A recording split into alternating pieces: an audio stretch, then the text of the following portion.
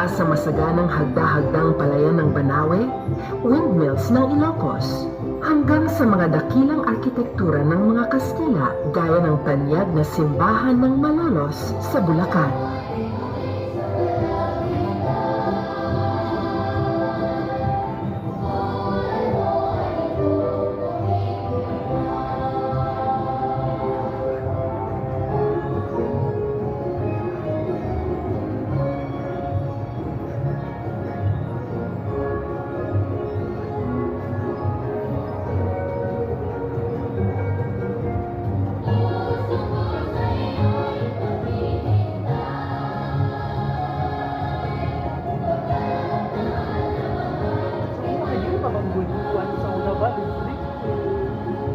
Pamasahin ang mga masisiglang kulay ng Pahiyas Harvest Festival sa Quezon at ng Parol Festival sa Pampanga.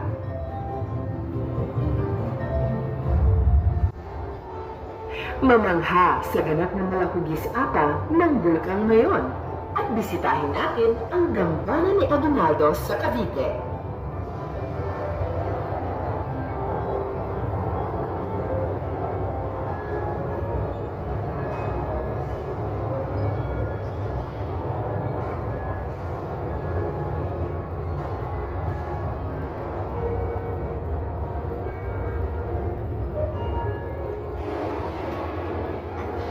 Noong 1922, tinayo ng mga Amerikano ang Lagusan ng Malinta sa Corregidor.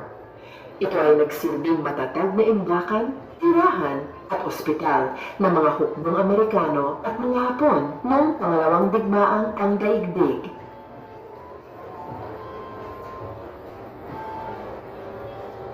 Kamusta